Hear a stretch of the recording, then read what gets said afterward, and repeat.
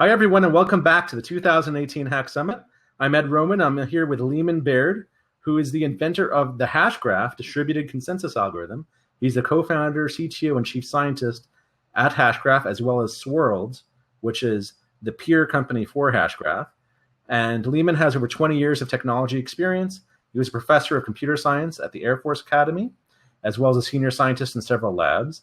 He received his PhD of computer science from Carnegie Mellon, and he's had multiple patents. He's been in peer-reviewed journals. He's spoken at major conferences on computer security, machine learning, mathematics.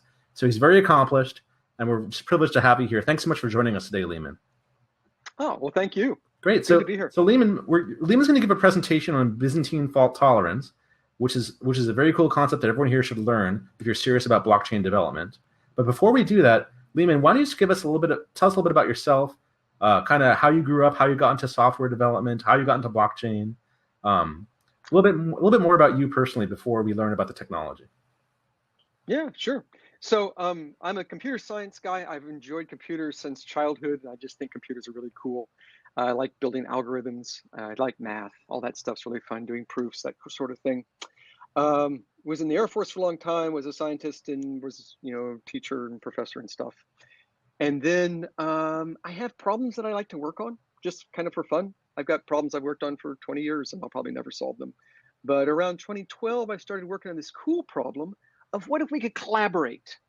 We're online, we can all connect to each other. There's no server you have to connect to. The rules are enforced, it's all fair, and it's really, really fast. And kept convincing myself it's impossible.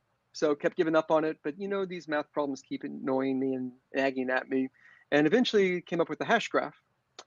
It was not that I was interested in blockchain and then figured out a way of doing blockchain. It was that I was interested in doing super fast collaboration between people with rules enforced and found a way of doing that, which turns out to be the same as blockchain. But that's kind of the direction I came from for it.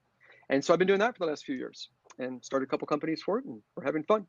Very nice. And audience, just that you have the context here, Hashgraph is one of the most exciting, more scalable blockchain solutions out there. And they're really making an impact right now in terms of the ecosystem they're building around there. So again, thanks for your time here today. So Leemon, I'll let you go ahead and share your screen and dive into your presentation whenever you're ready. And audience, while Leemon is setting that up, feel free to go ahead and ask questions on the bottom of the screen, audience, and we'll have Leemon do his best to answer them at the conclusion of his presentation. And then Leemon, you can also ask the audience questions too. So if you're wondering about anything about the audience, just let me know and I'll ask the audience that question. So feel free to start whenever you're ready. Cool. So hopefully you can see the screen. Yep, you look great.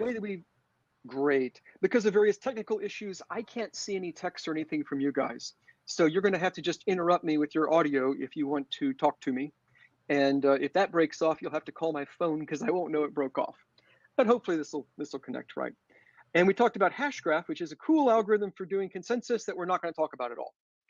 What we're going to talk about is what is Byzantine fault tolerance.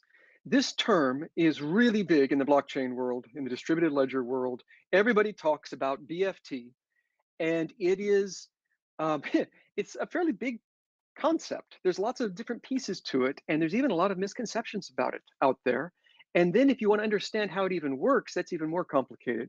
So hopefully we can kind of make it simple and understand what is going on. What is BFT? What is Byzantine fault tolerance? So here we go.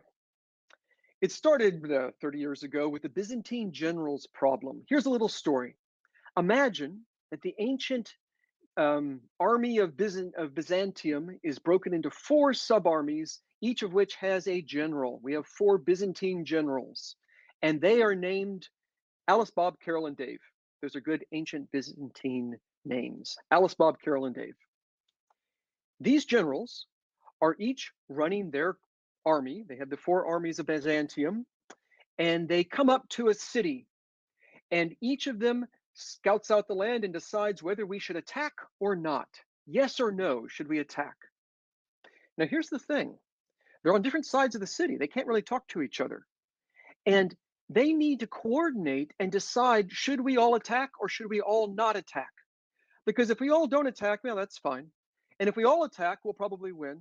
But if only some of us do and some of us don't, then we don't have enough people to win and we're definitely going to lose. So we have to come to agreement. So we all get on the radio and decide whether to attack or not. Well, almost. This is ancient Byzantium. We don't have radios. What do we have? If you want to give messages, Alice has to send a courier by horse to Bob. Bob says, oh, I recognize that horse and that courier. And then the courier hands Bob the letter. And Bob says, ah, I see. This is a letter from Alice. And Alice is telling me to attack or whatever. So this is the idea. We want to have these messages go back and forth. And this way, we will all come to an agreement on yes or no, on this yes or no question. The Byzantine general's problem is, how can we talk to come to an agreement? Now, of course, this would be impossible if Bob doesn't know this message came from Alice. If some attacker could give him fake messages, that would completely destroy this. We have to have some way for him to know. So maybe Bob can recognize this horse and this courier and know that it came from Alice. And so he can trust the message came from Alice. Or maybe Alice signs the letter and Bob can recognize her signature, so he knows this message came from Alice. Those are actually two very different things. We have to pick one for this story. Why are they different?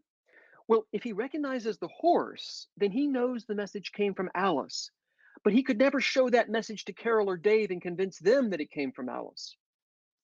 On the other hand, if Alice signs the note, he can look at her signature and say, oh yeah, that came from Alice. And then he could forward the letter on to Carol and Dave, and they would know it came from Alice. So we have two different ways we can set up this little story. Either he recognizes horses or he recognizes letters. Let's say he recognizes letters, digital signatures or signatures. Why am I saying that? Well, it's the stronger assumption. It gives us more power.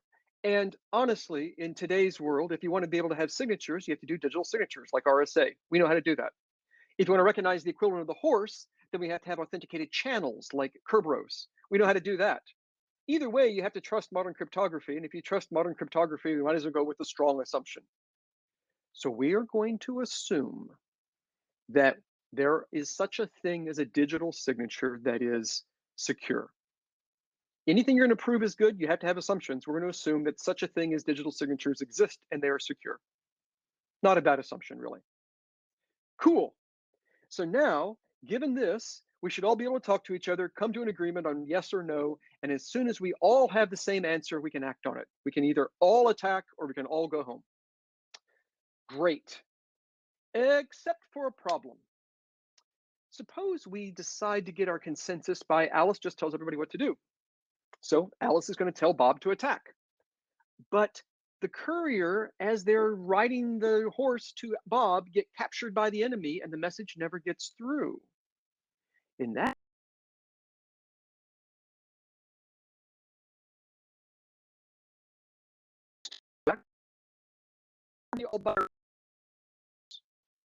have all to win.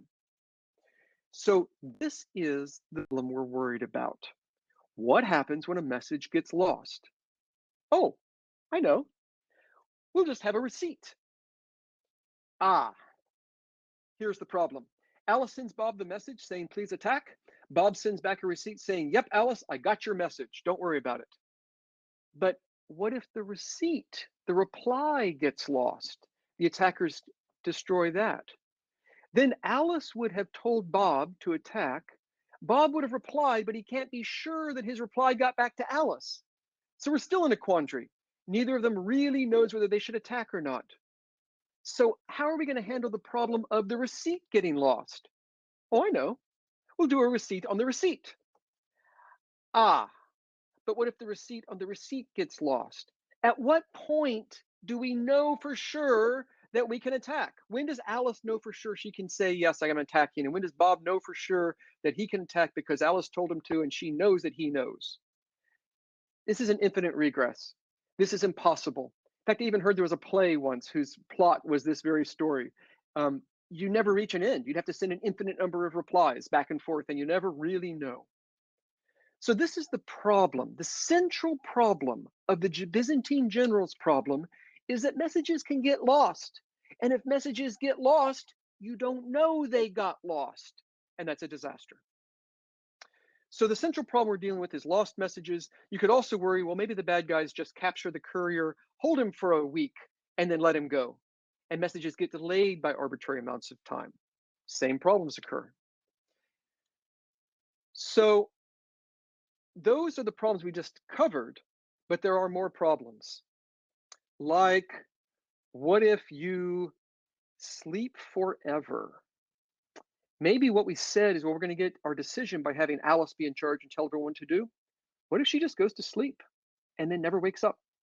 Then we'll never know what to do. And we'll spend for eternity waiting for Alice to wake up. Or even worse, what if some of them lie? What if some of us are malicious? Maybe Alice is so malicious, she tells Bob to attack and tells Carol to retreat and tells Dave nothing, and he's sitting there waiting. 3 different messages. Well, 2 messages and a not message. So we have to worry now about some of our people. Of course, these are going to be computers in general, but some of our computers are Byzantine. They are malicious. They can lie. They can break the rules that we've given them. They can fail to talk or fail to reply or talk too slowly or anything they think will disrupt things. And the bad guys work together. We can assume there are several computers that are bad and they all work together. We could also assume that some computers are failures. They just turn off and they never come back.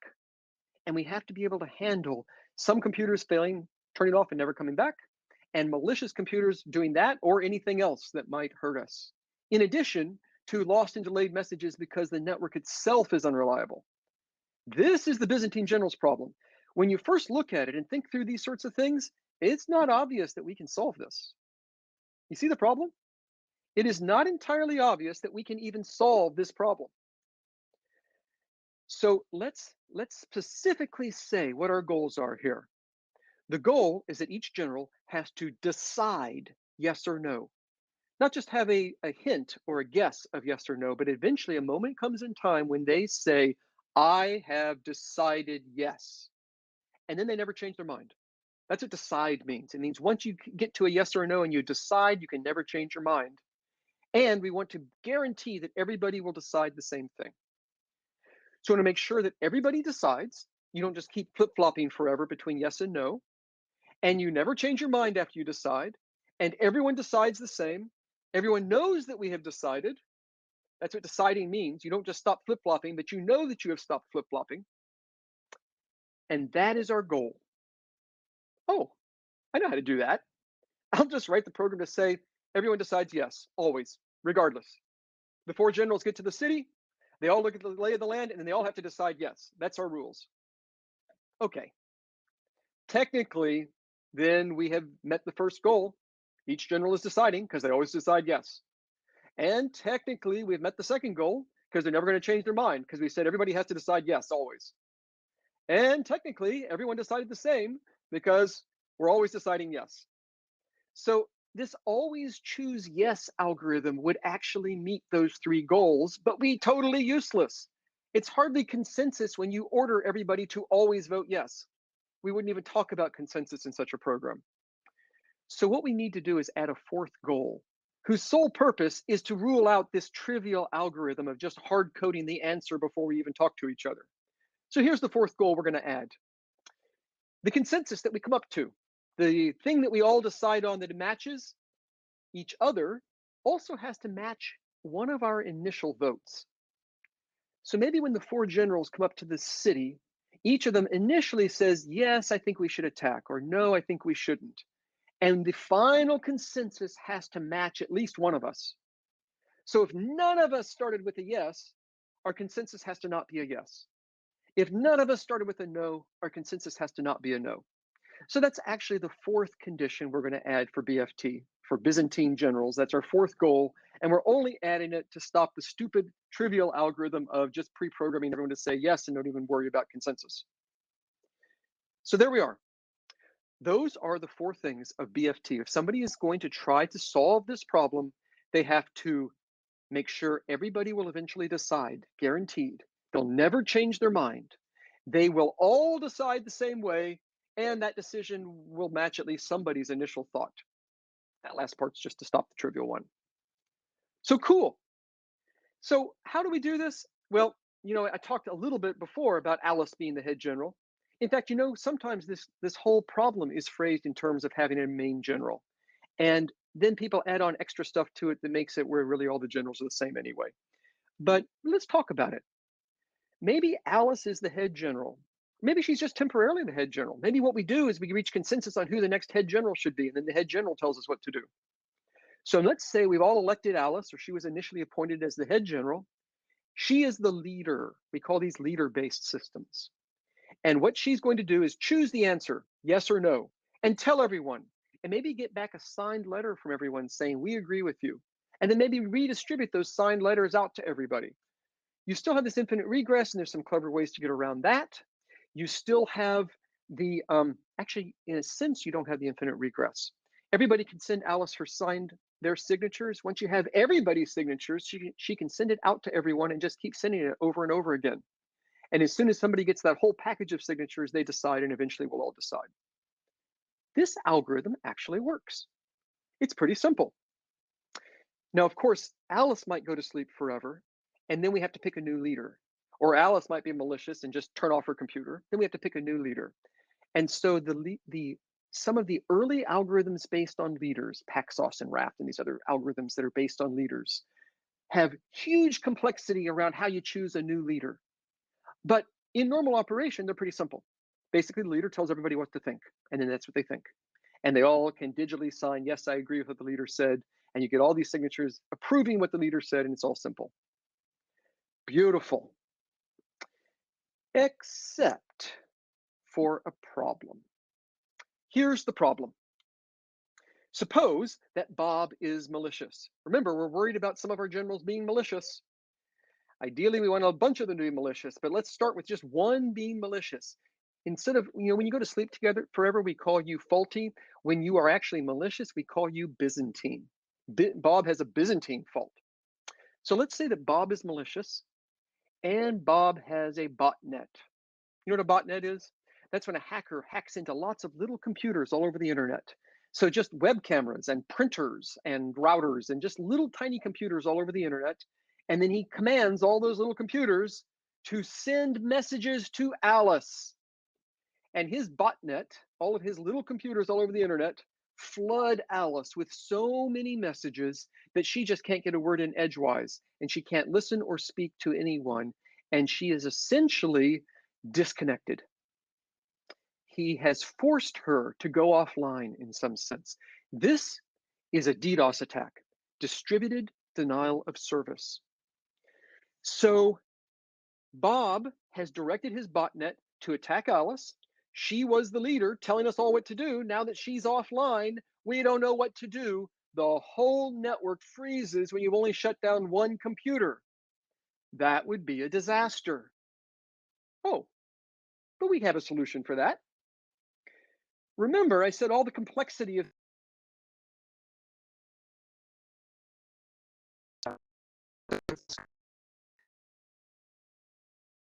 there, at least say quiet for a long time. I think we should elect a new leader. And so the idea is maybe we all elect Carol. And so we switch to a new leader. And now Carol is the leader. The botnet's attacking poor Alice. She's still offline. She's lost out. She's not going to know what we're doing. I'm sorry for Alice. But Carol's the new leader. She tells everyone what to do, and the network as a whole continues. Our blockchain, our distributed ledger, continues to do its job just fine, just without Alice's participation. That's the idea of leader-based. And maybe we don't even vote for leaders. Maybe we have a ring of leaders, or ringleaders. Maybe we had the leaders taking turns, round robin. And so Alice was a leader for 2 seconds, and then Carol became the leader for 2 seconds. So the botnet attack on Alice only hurt us for 2 seconds. All is well. Except for one problem. Yeah, remember Bob? He's still malicious. He's also not stupid. When everybody knows we've switched to a new leader, Bob is one of everybody. Bob knows we've switched to a new leader. And what's Bob going to do when he knows that Carol is the new leader? He's going to redirect his botnet to attack Carol. And so the DDoS attack just switches from Alice to Carol. And if we eventually switch from Carol to Dave, they all switch to Dave. And so Bob can just play follow the leader, and then the botnet is playing follow the leader, and he can shut down the entire network for as long as the attack goes on, even though he's only shutting down one computer. That's not so good. Now, if your botnet's big enough that you could shut down every computer, then of course we're out of luck. Our network has to freeze. But you don't want it so fragile that it could shut down with just one leader being shut down. We want to make sure that this network as a whole will continue to work, even if arbitrary people can shut down at arbitrary times and no one is safe. So that brings us to BFT and ABFT, asynchronous. Here's the deal. If you simply say, I don't believe there are any botnets in the world, and you don't say that, what you say is mathematically, I'm going to assume there are no botnets in the world. In my math, I'm going to assume there's no such thing as a DDoS attack. That honest people can always communicate with each other over the internet, and that their messages always get through fast. Maybe there's some time limit. Every message over the internet gets there within 10 seconds. It will never be the case that I try to send Alice a message and she's the victim of a DDoS attack and she can't hear it. She will always get my message within 10 seconds. That is a partially asynchronous assumption. Partially asynchronous, meaning I'm not making any assumptions about timing except a little bit. I'm assuming that every message gets there within 10 seconds. None of the messages are lost because someone's being DDoSed. So if you are BFT, if your algorithm is BFT, that means that it is guaranteed that we will come to consensus and we'll all decide the same way, and it's guaranteed that will happen and we'll know it and we'll never change our minds. And if you're partially asynchronous, that means we're making a math assumption that there's nothing like a DDoS attack and nothing like a botnet in the world. On the other hand, you could make a different assumption. You could make the asynchronous assumption, which says, yeah, botnets exist. DDoS attacks do exist. Malicious firewalls exist. Maybe there are some countries that have a firewall around the whole country, and that firewall could be programmed to stop all the packets going through them, or to stop some of the packets going through them, or to stop packets going to this person but not to that person. We are assuming that such things can exist. ABFT says we're really not making any assumptions about the timing of the internet. We just say, yeah, botnets exist, DDoS attacks exist, malicious firewalls exist, and we're still going to guarantee consensus anyway. So ABFT is a kind of BFT. It's the strongest kind of BFT. It's BFT where you're not making assumptions about the timing and where you are saying, I want to be able to handle botnets and DDoS attacks. So if you've heard people talk about ABFT and BFT, that's what they're talking about. I've heard people misuse ABFT because they didn't understand that it's a very strong system. You have to be able to survive botnet attacks and all these other things. And you still have to reach a moment in time when you know you've decided to never be wrong and so all that stuff. So that's BFT and ABFT. Hopefully you're with me so far. These are properties of algorithms, properties that a consensus algorithm has. Just to be even more confusing in the world, people have invented algorithms that have the word BFT in the name. So you have PBFT and RBFT and SBFT. Those are not properties, those are algorithms. Just to be confusing. So BFT and ABFT are properties. If you give me an algorithm, I can tell you, yes, it is BFT or no, it is not. Or I can say, yes, it is ABFT or no, it is not. And one of the algorithms you might give me is PBFT or RBFT or SBFT or some of these other ones. So just to make things confusing, as if they weren't confusing enough. Okay. So we have BFT, we have ABFT. Basically, BFT says, I can solve the Byzantine general's problem unless there's botnets. And ABFT says, I can solve it regardless, even if there are botnets. Yay. Okay, so let's think about it. If we want to be ABFT, we kind of have to not have a leader. We have to not have a coordinator. We have to not have a special node. If there was some kind of a super node that's different from everybody else, then we're not going to be ABFT because you're going to be able to attack the super node. Even if we take turns, even if every couple seconds you switch to a new super node or a new leader or a new coordinator or a new proposer, that's not going to work. because they can play follow the leader and shut them down. You're not going to be ABFT. So to be ABFT, we're basically going to have to all be equivalent. We have to all be equal. If we have somebody proposing a new block, it has to be everybody proposing a new block, more or less. There has to be something parallel and equal, and no one can be special even for a moment. Okay, so the simplest way to do that is vote. When all the generals get to the city, they see whether they want to attack or not. They have an initial vote of yes or no. Everybody votes. We tell everybody our vote. And then if the majority of us were no, we decide no. Otherwise, we decide yes. Very simple. So when we get to the city, Alice sends everybody else her vote. Bob sends everyone else his vote. Everybody receives everybody's vote. Everyone sees if the majority is a no. If the majority is a no, then everyone decides no. If the majority is not a no, then everyone decides yes. Just for fun, I made the ties go to yes. Very simple. Except we have some problems. What if Alice goes to sleep forever? How long do we wait for her vote? And maybe she's a tiebreaker. Maybe it was a really close vote without Alice, and we really want to get her vote to know, was it a tie, so we say yes, or was it a slight majority of no, so we say no. So if you need everyone's vote, then anybody can destroy the whole system, freeze the entire system for eternity just by turning the computer off. That would be bad. You also have a problem. What if Bob is malicious and is lying? What if he tells Alice, hey, I vote yes, but he tells Carol, hey, I vote no, and he tells Dave something else, or maybe tells Dave nothing? These are the problems. Malicious node and failure nodes, both of these, Byzantine nodes and failure nodes, can cause a problem with a simple voting algorithm where we get a vote from everybody and we take a majority. So what can we do? Well, we can go to something slightly more complicated, not a whole lot. First of all, let's do receipts. Bob sends everybody his vote to Alice, Carol, and Dave, and then each of them swap his votes. Alice tells everybody, hey, everybody, here's the vote that Bob gave me. And look, his signature's on it. He really did send this out himself. And Carol does the same thing, and so does Dave.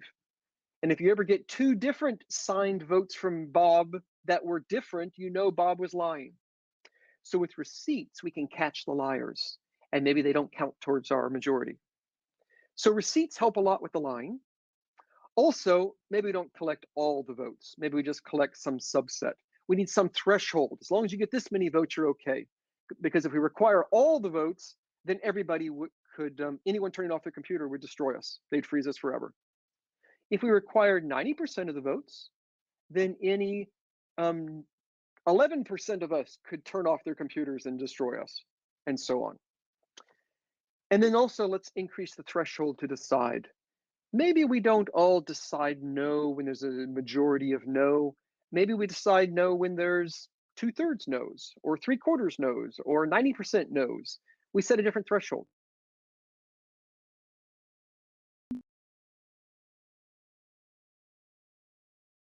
I have to agree before I decide. And we do receipts. How about that for voting? Actually, you can build a Byzantine algorithm that uses that kind of voting, but you have to take a whole bunch of extra steps I haven't talked about. Why? Because it gets more complicated. In fact, there are some surprising attacks here that you might not guess. Suppose that we raise the threshold up to, say, 2/3. 2/3 of us have to agree, and then we will accept that it's, if all 2/3 vote yes, we'll accept it's a yes. We will decide yes. So suppose that we raise the threshold to 2/3.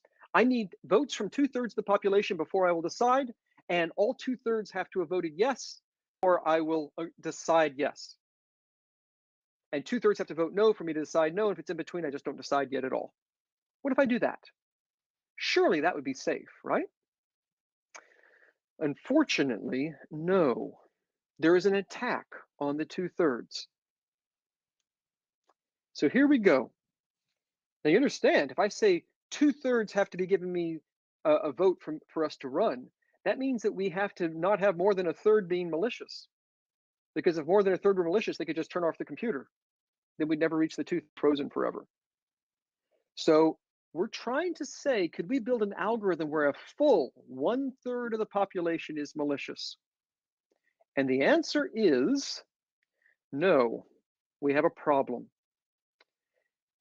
If you put your deciding threshold anywhere below 2/3, then 1/3 can turn off the computers and you're frozen forever. So we've got to put our decision threshold at 2/3. But then the attacker can do this. By the way, this picture shows 2/3 voting yes and 1/3 voting no. Each circle is a node. I have 18 computers here, just for example. 2/3 of them voted yes, 1/3 voted no. So we would say, hey, we'll decide yes. That's safe, right? No, it's not safe. Surprisingly not safe. And the proof is a single picture. So here we go. Imagine that the yellow ones are malicious. Out of 18, it's 1/3. The yellow circles are malicious, only 1/3.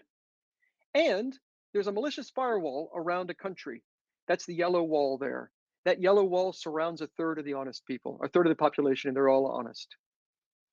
So we have 1/3 of the population is honest outside the firewall, 1/3 of the population is honest inside the firewall, and 1/3 of the population is dishonest. And I've put them outside the firewall too. The yellow nodes, the malicious ones, are colluding with the firewall to do the following attack. The firewall is going to be programmed to only allow through messages that come from an honest node to an honest node. So the honest ones in the lower right can talk to the dishonest ones in the lower left, and that's all. The ones on the right can't talk to the ones at the top, and the ones at the top can't talk to the ones at the right, but they can both talk to the dishonest ones on the left. And the dishonest ones lie. They equivocate. They tell a yes to the top people and a no to the people inside the firewall. Imagine what it's like to be on the network now. Suppose you're one of those nodes at the top. What do you see? First of all, you see 2/3 of the world saying yes. You don't know the bad guys are lying. You just see yeses from them. And when you talk to your buddies who are also in the top, they heard yeses. There's no evidence of lying going on. It looks perfectly legitimate. Furthermore, you see the no's down there. You just see them as asleep. You don't know they're voting no. But we've said, fine, 2/3 of the world is awake. I'm receiving votes from 2/3 of the world. And those 2/3 are unanimous. I'm getting 2/3 saying yes. I will decide yes. I will irrevocably make myself decide yes and never change my mind. Meanwhile, the poor people down in the lower right are unanimously saying no, and they're all deciding no and irrevocably committing to no. We now have decisions going both ways. That violates our goal. In blockchain terms, it means that we have a fork that isn't possible to be healed and that you can now do double spending. Isn't that fun? The people at the top think that you spent your coin at one store, and the people at the bottom think you spent your coin at a different store, and both stores hand you the product even though you double spent. This is a disaster. And this is what happens if you allow any 2/3 of us to decide and you allow up to 1/3 of us to be malicious. It's vulnerable. By the way, what does that mean about 51% attacks? You know, there are ledgers you can break with a 51% attack. Guess what? You can also break them with a 34% attack. Why? Because of this picture right here. For any ledger, if the bad guys control 1/3 of the influence, and if they have access to a malicious firewall, they can cause you to double spend. They can cause you to come to inconsistent consensuses and believe it 100%. If you're doing something like, well, I need 6 confirmations, they could give you 6 confirmations or 600 or 6 million. They could just, if it goes on long enough, they can give you as many confirmations as you want. They could make you really sure, the guys at the top being really sure it's a yes, and the guys at the bottom being really sure it's a no. So this is a disaster. If you have 1/3 of the nodes being malicious, you're doomed with bad firewalls. Well, what if you made just slightly less than 1/3 malicious? and you said just more than 2/3 have to give you votes, and we'll say more than 2/3 have to agree to decide. Oh, then everything's good. Turns out everything's perfect. So here's the deal. If more than 2/3 of us vote yes, and more than 2/3 of us vote no, the overlap of those two circles must be more than 1/3 of us. It's just simple math. If I draw a circle that's more than 2/3 of the world and another circle that's more than 2/3 of the world, the overlap has to be more than 1/3. But if less than 1/3 of us are malicious, that means there must be some honest people in the overlap. But if the overlap is lying, then they couldn't be honest people. Clearly, this can't happen if less than 1/3 of us are dishonest. So this is possible.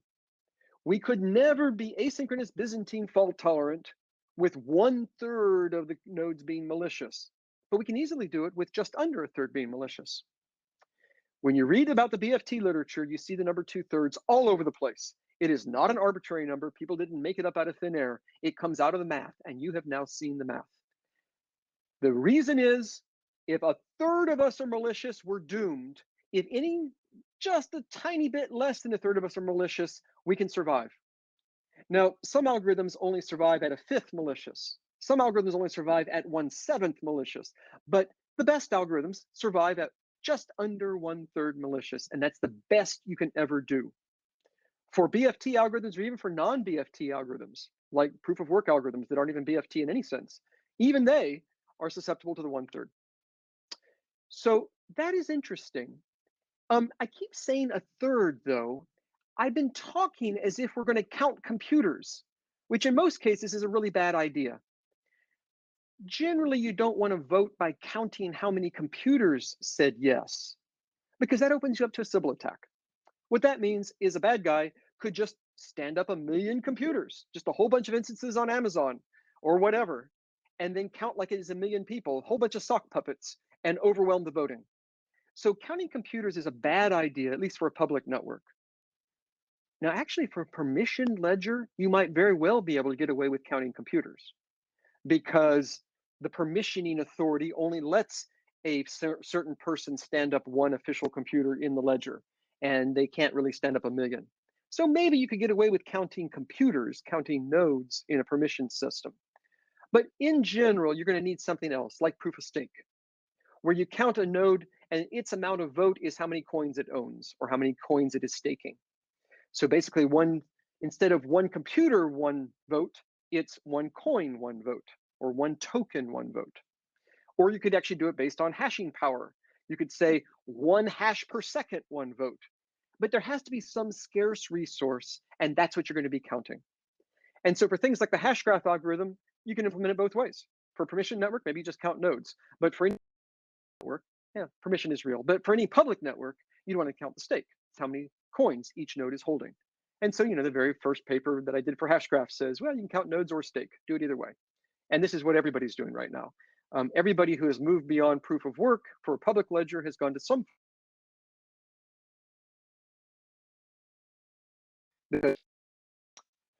So we still have the problem. What if we don't have a more than 2/3 majority saying yes or a more than 2/3 majority saying no? And here's what we do. We'll just go in multiple rounds.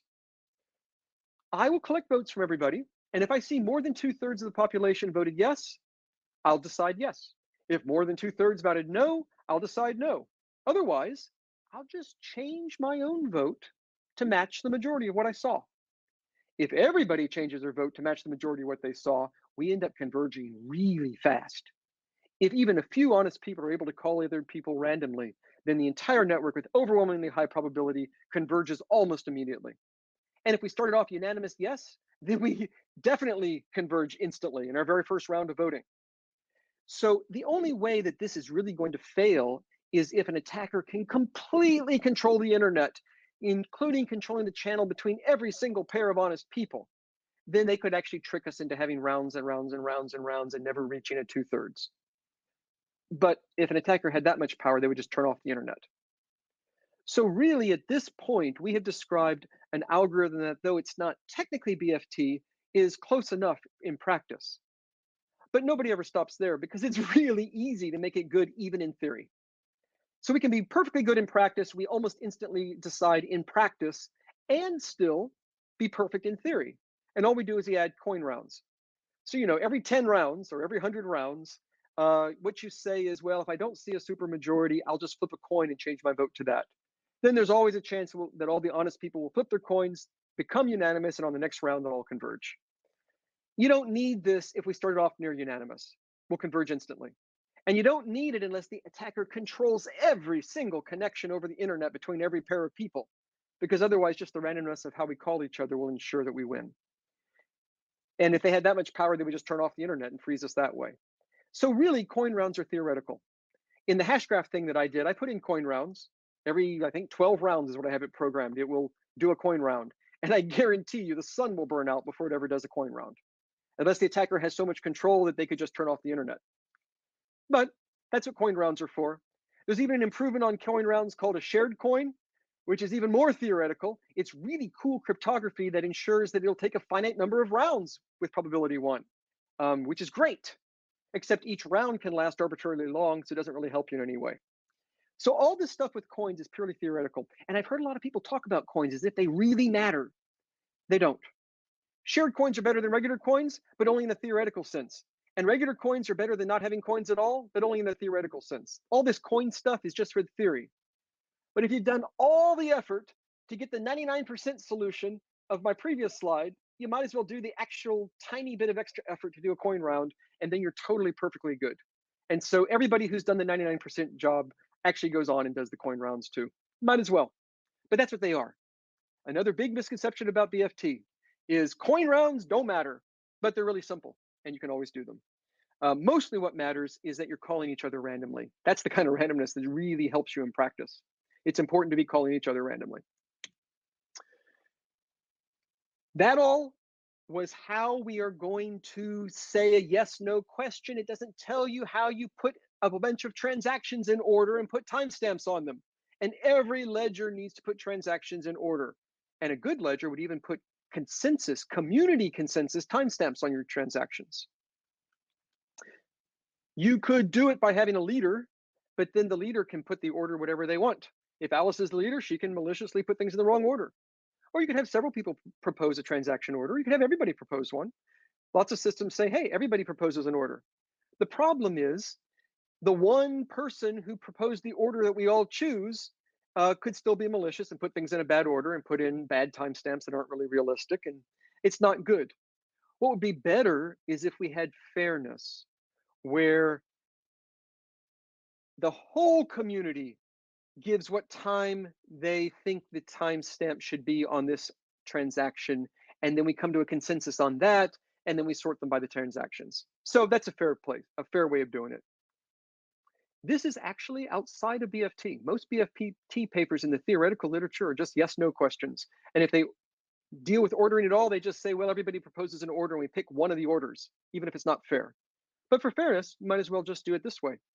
Take everybody's opinion on what time something happened, take the median of those, and just sort them by that.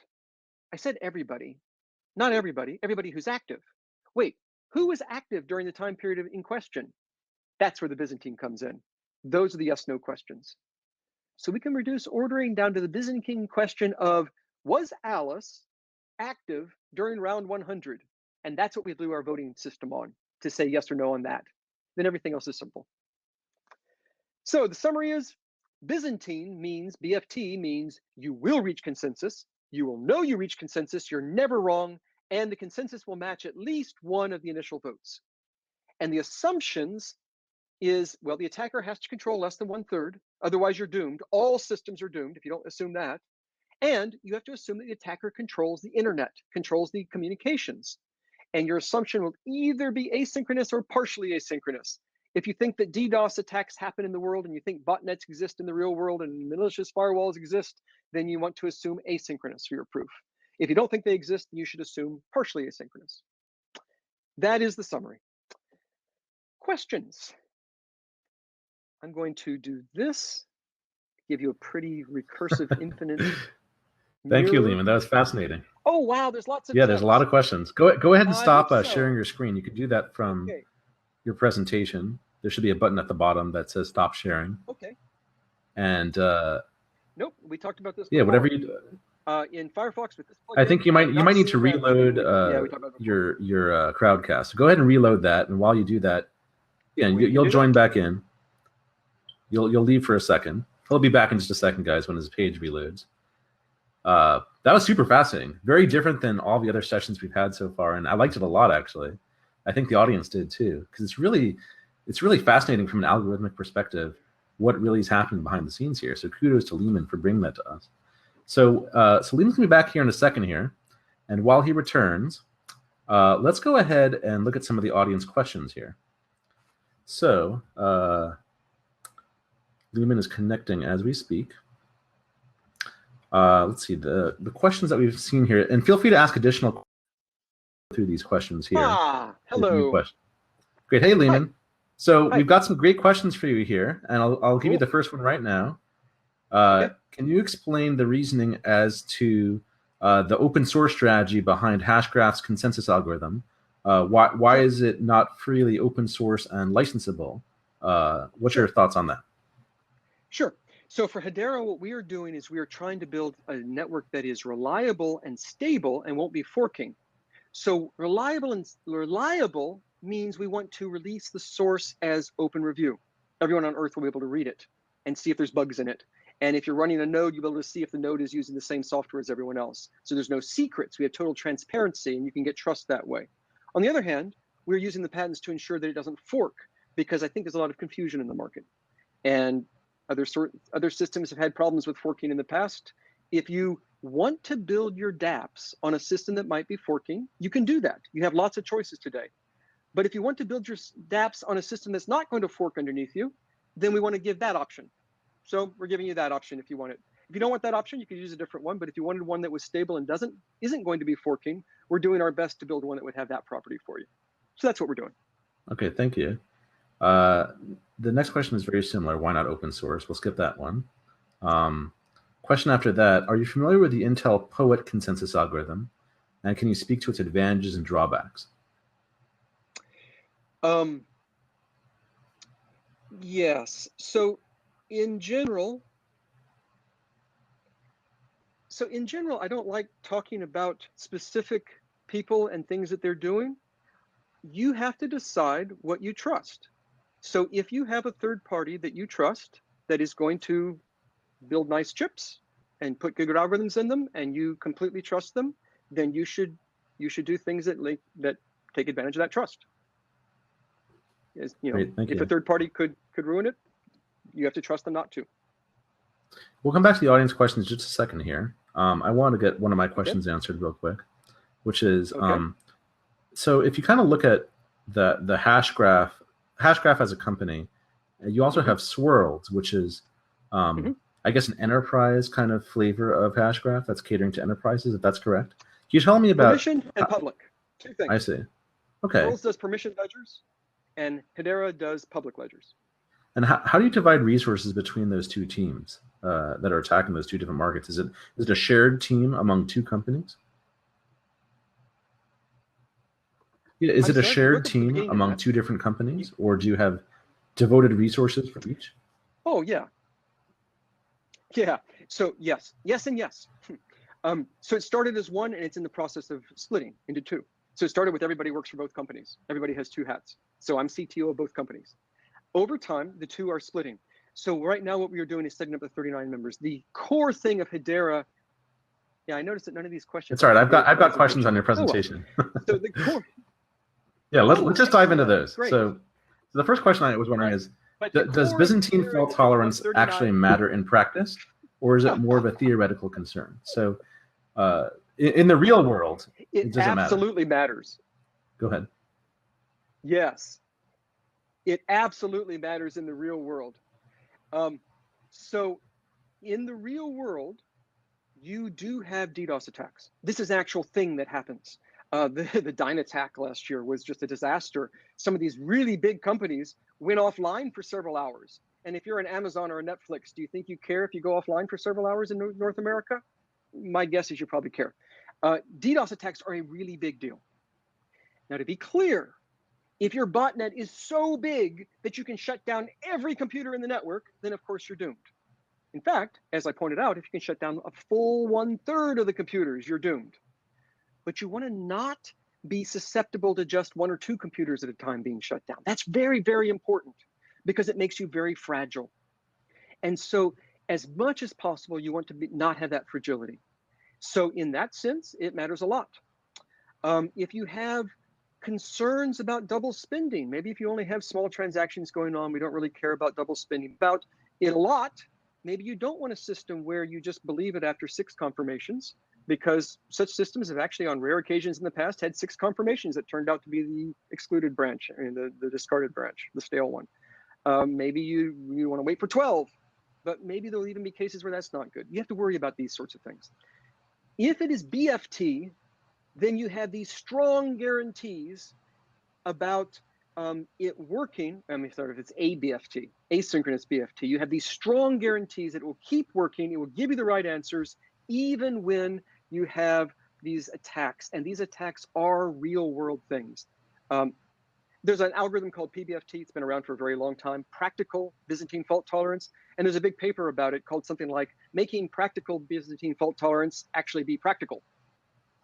And it's all about this thing. Small attacks on the network can overwhelmingly slow it down or just freeze it, basically, with just a little bit of effort of attacking the network. And it's Byzantine, but it's not ABFT. And so in a very real practical sense, it makes. And what about asynchronous versus partially asynchronous? Does that matter in the real world, in your experience? Yes, that was the question I just answered, in fact. Asynchronous is when you can handle the DDoS attacks.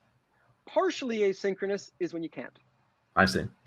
Now you might say that's what it is.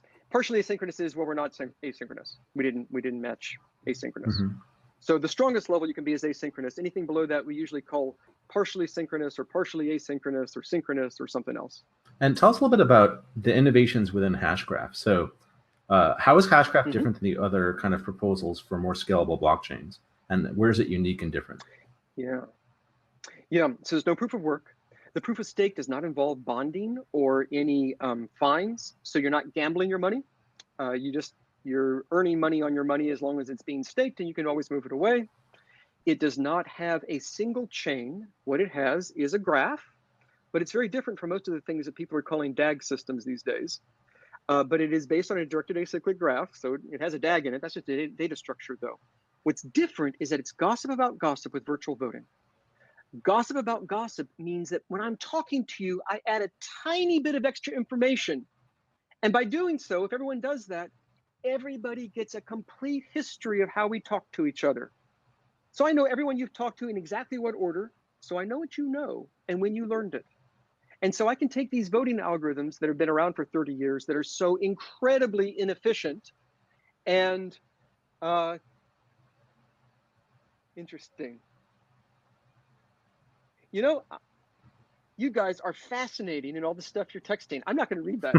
It's too distracting. It's just fascinating. I love it. I'd love to be part of this conversation. Sorry, I'm not looking at that. It's okay. It's no big deal. I think we got most of your answer. It's okay. Let's move on to the next question. So,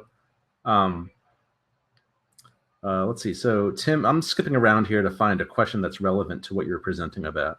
Okay. So, Tim. Oh, you're asking about differences, though. Differences that we can do these 30-year-old algorithms in our head. We don't have to actually talk about consensus. Mm-hmm. So all the consensus occurs with nobody ever talking about consensus. All we do is we add 2 hashes to each message, and we never talk about consensus. It's just automatic, and yet it's still ABFT. Sorry, that's the end. And are there any other innovations in Hashgraph in terms of like maybe the governance or the other approaches you guys are using that our audience should know about? Yeah, so let me be really clear. Hashgraph is an algorithm for consensus. Hedera is a public ledger that was built using Hashgraph. Swirls is a company that sells private ledgers that use Hashgraph. So Hashgraph doesn't have governance. Hashgraph is a math algorithm. But Hedera has governance, and it's very innovative. It's 39 major giant companies, but spread around the world, so no one country's government could control it all, and no one person can control it all, and they keep each other honest. Anyway, Hedera has all sorts of innovations there, but it has nothing to do with Hashgraph. Hashgraph is just a piece of mathematics. Got it. It's an algorithm. Very nice. Thank you. And so Tim asks, at the end of the day, the 51% attack we hear about on Bitcoin is at the end of the day. Is there or isn't there a way that can be exploited? His intuition tells him there should be some way and that exploits exists, but he knows that you've really thought a lot about this. So do you have any thoughts on that? So it's a little bit of a scattered question, but hopefully you got the sense of it. Yeah, so lots of people have written about the 51% attack on Bitcoin, but people have also written about the 34% attack on Bitcoin. If you have 30% of the hashing power and you have malicious firewalls, then you can do bad things. That's true of every ledger. That's true of Hashgraph, it's true of Bitcoin, it's true of any ledger. And it's because of that picture I showed. That one picture that shows a firewall around a third of us, and then a third of us are evil, and then the evil people say no to the people in the firewall and yes to the other people. Remember that? Mm-hmm. That picture. Interesting. You're seeing the mirror image of me that I am. It should have been that direction and that direction in your point of view. So every system can be attacked, including Bitcoin. Everybody could do that. I have heard a number of people say this. Even a year ago when I spoke at the Crypto Economics Conference, somebody just casually mentioned, now, of course, Bitcoin's vulnerable to a 34% attack. This is well known, but there's also a lot of people that have only heard of 51 and haven't heard of 34. But every ledger has a 34 problem. And then, of course, the more people you have, the more malicious nodes you have, the more damage you can do. But you can do double spending and bad things with 34%. Great. That's true for everybody. Great, thanks. And the last couple of questions here before we sign off. So there's a couple of questions I'm seeing around kind of the governance model around Hedera and whether it's centralized or not. Like, what are your thoughts on that? And then any thoughts you have on transaction fees that may be being charged in the system. Do you have any thoughts on either of those topics? Sure. So when you have incredible speed, like hundreds of thousands per second, then you can afford to have very low transaction fees. And that's the goal here. So, if you charge $1 a transaction, people will use your cryptocurrency for various useful things. You can do a lot at $1 a transaction. But if you charge a 1/10 of a cent or a 100th of a cent or a 1,000th of a cent per transaction, you can do more things. You can do micropayments. You could do all sorts of things. You could get rid of advertising to support some of these online things. You could read online newspaper articles and listen to music and so on with microtransactions for each one without having advertising, which means they don't have a motivation to spy on you, and you can do it anonymously. And then you don't have anybody building a portfolio of all your private information of trying to model you. You become the customer rather than the product that is being sold. This is the goal of micropayments. But to do micropayments, you have to have low fees. But to do low fees, you have to have amazingly fast throughput. And I mean throughput in one shard. Obviously, you can get more throughput with more shards if you're in a system that allows it, but some problems don't allow sharding well. With Hashgraph, you get really high speeds in one shard, and then even faster with more shards. That's how that works. As for governance, yeah, that's really important. Yeah, as perhaps there are reasons to think that governance is important in the world now. That's why you don't want all of your governors to be in one country, because that government then can take over. You don't want them all to be just a handful of people, just a small number of people that are doing it. You want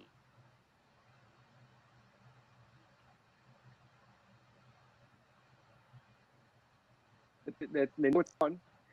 You want to maybe even have term limits on them so that you don't get an entrenched interest there that's there forever. All those things. Great, thank you, Leemon. I would like to ask. Yeah, Leemon, go ahead, ask the audience a question. Okay, I'm sure they'd love to hear from you. And any multiple choice question we can ask the audience. We'll have to go after this question because we're just a little bit out of time here. So what would you like to ask the audience? I would like to challenge you to think of a single question that is related to what is Byzantine fault tolerance. Okay. There does have to be, if I'm going to do this as an official poll, we have to have a multiple choice answer. I do not need an official poll. I would like one person to ask a question about what is Byzantine fault tolerance. Maybe there are. I'm sure there will be. Maybe the presentation was so incredibly clear. No, I'm sure there are many actually. I saw many of them scroll by actually as you were presenting. Oh, okay.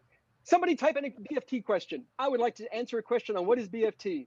Can't answer. You win the internet. You, sir, win the internet, or ma'am. And 3 out of 3 cannot Yeah, answer. the audience really appreciated is your tutorial, by the way. They like as you were presenting, I was watching the chat, and a lot of folks said this is the best session they've seen so far because it actually is explaining a new concept to them, which they appreciated, I think. So I am delighted to hear that. And JV, sir or ma'am or other, I am very impressed with your comment that 1/3 can't answer.